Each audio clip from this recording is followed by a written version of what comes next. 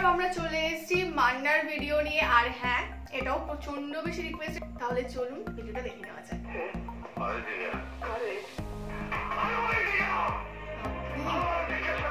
আমি পুরো কেঁপে উঠেছি।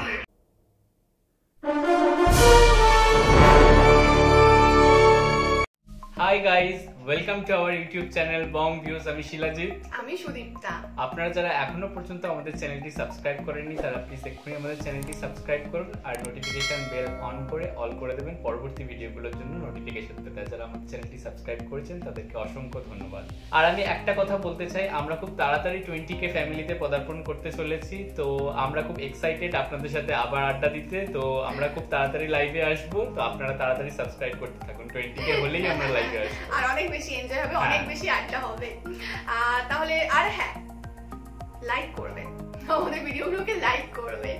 আবারও আমরা চলে এসেছি মান্নার ভিডিও নিয়ে। আর হ্যাঁ, এটাও প্রচন্ড বেশি রিকোয়েস্টেড। এর আগে আমরা মান্না, পূর্ণিমা এবং শাবনূর অভিনীত একটি গানের রিয়াকশন দিয়েছিলাম। গানটির নাম ছিল ভালোবাসি এ কথাটি। তো সেই গানে আপনারা প্রচুর মানুষ আম্মাজান বিষয়ক অনেক রিকোয়েস্ট করেছে যে আমরা যেন সেই তার উপরে আর কি রিয়াকশন দিই। তো যথারীতি আমরা চলে এসেছি। তো এখানে আমরা আম্মাজান সিনেমাটির একটি মুভি সিন নিয়ে, একটা ক্লিপস নিয়ে চলে এসেছি। তো সেটাই আর কি আমরা এখন রিয়াকশন দেব। তো এটা হচ্ছে মান্নার মতো মাকে কে ভালোবাসতো। তাহলে চলুন মান্নার অসাধারণ যে অভিনয় দক্ষতা তার সাক্ষী আমরাও হই। ভিডিওটা দেখে নেওয়া যাক। Sad scene. ব্যাপারটা কি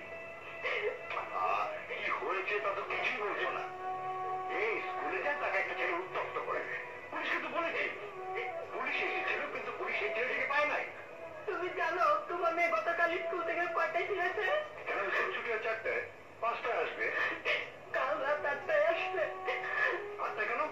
ওই ছেলেটা চলে নিয়ে গেছিল।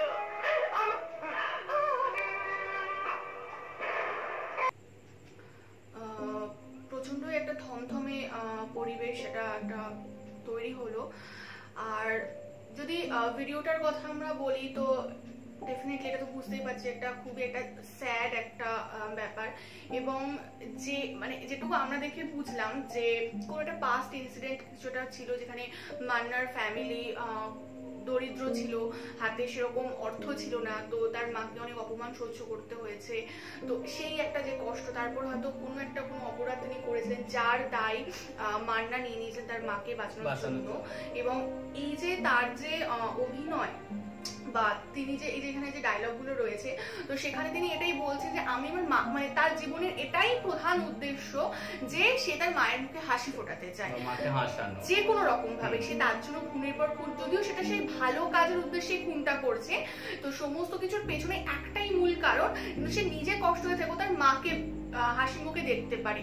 এবং সেই যে তার যে সেই তাগিদটা, মাকে ভালো রাখার যে তাগিদটা, সেটা কতটা ইন্টেন্স সেটা বোঝা যাচ্ছে তার ডায়লগের মাধ্যমে। যে একটা ডায়লগ রয়েছে যে বলছে আমি সারা রাত ঘুমাই না, আমি মাকে জড়িয়ে ধরে থাকি যাতে আমার মা না গলায় দড়ি দেবে। সে একটা সবসময় মান্না সবসময় একটা আতঙ্কগ্রস্ত অবস্থায় থাকে যে এই বুঝে আমার মায়ের কিছু হয়ে গেলো বা এই বুঝে আমার মা কিছু করলো।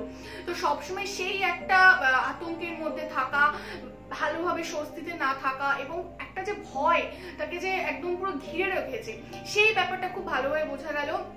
মানে পুরো ওভারঅল যদি বলা যায় যে তার মায়ের প্রতি কতটা ভক্তি, সেটা খুব ভালোভাবে বোঝা যায়। মানে তার জীবনের উদ্দেশ্যই হচ্ছে মা, মা অ্যান্ড মা। তো সেই জিনিসটা তার অসাধারণ অভিনয় দক্ষতার মাধ্যমে প্রকাশ পেয়েছে। এবং তার যে একটা বোল্ড যে ব্যাপার, লাউড একটা ব্যাপার, মানে মনে হচ্ছে যে তিনি দাঁড়িয়ে কোনো অভিনয় করছে। এক্স্যাক্টলি। আমি একটা কথা বলতে চাই এখানে, তো আপনারা হয়তো খেয়াল করেছেন যে সুদীপ্তা কেঁপে উঠেছিল যখন চিৎকার করেছিল, মানে এত ভালো অভিনয়।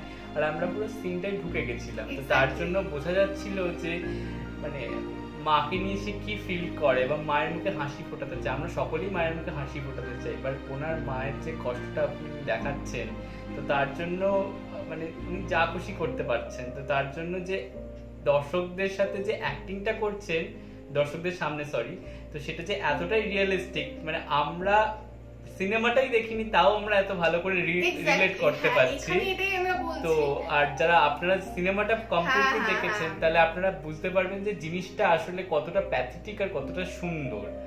আর অ্যাক্টিং স্কিল নিয়ে আমরা মান্নার এরকম ফার্স্ট টাইম আর কি অ্যাক্টিং দেখলাম, জাস্ট আউটস্ট্যান্ডিং বলা চলে, কারণ আমরা সিনেমা না দেখেই আমরা মানে সিনটার সাথে রিলেট করতে পেরেছি। খুব ভালো পয়েন্টও বলেছে যে সত্যি তাই, একটা মাত্র সিন দেখে আমরা পুরো তার যে গাম্ভীর্য, তার যে একটা ইন্টেন্স ব্যাপার, সেটা আমরা খুব ভালোভাবে ফিল করতে পারছি। আর ও যেটা বললো যে আমরা একদম সিনের মধ্যে ঢুকে গেছিলাম, একটা 6 মিনিট 22 সেকেন্ডের ভিডিও, তো সেটা যে কখন শেষ, মানে যখন শেষ হলো তখন আমি বললাম আরে হয়ে গেল, মানে এই একটা ব্যাপার, মানে আমরা পুরো ঢুকে গেছিলাম ভিডিওটার মধ্যে।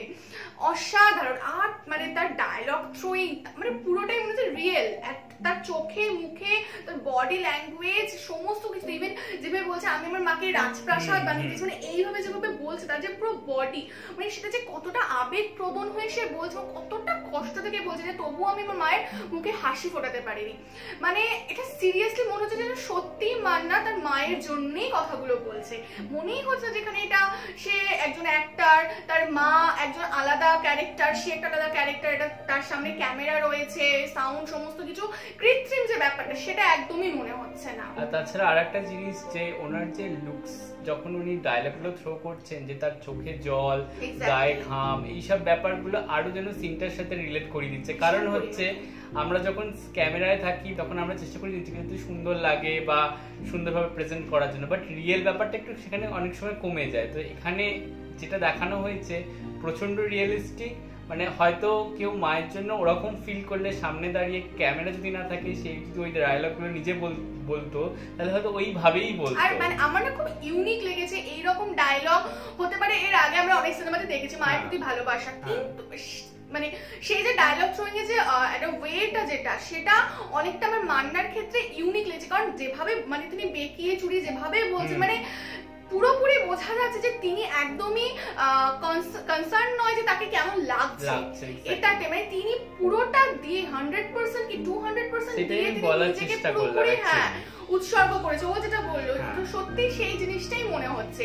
তো মানে আমরা সত্যি মানে জাস্ট ধারণার বাইরে, ফোকাসটি হচ্ছে অভিনয় আর কতটা ভালো অ্যাক্টিং করতে পারছি, লুকস ডাজন্ট ম্যাটার। তো সেক্ষেত্রে আমাদের ভিডিওটা অসম্ভব ভালো লেগেছে। আর আপনারা যারা এই ভিডিওটি রিকোয়েস্ট করেছেন তাদেরকে অসংখ্য ধন্যবাদ।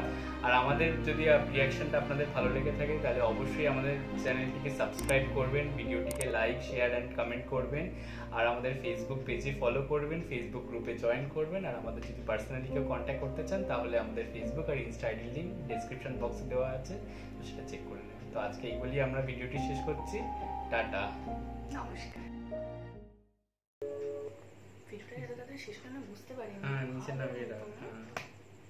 আর আমি এখানে আরেকটা কথা বলে রাখি যে আমাদের খুব তাড়াতাড়ি 20K ফ্যামিলিতে আমরা পদার্পণ করতে চলেছি। তো আপনারা তো কি বলবো, আমরা বেশি এক্সাইটেড, আমরা খুব এক্সাইটেড আপনাদের সাথে আবার আড্ডা মারতে। আচ্ছা, আমরা খুব তাড়াতাড়ি আবার 20K ফ্যামিলিতে পদার্পণ, আমরা খুব তাড়াতাড়ি মোটিভেশন আমরা পাবো।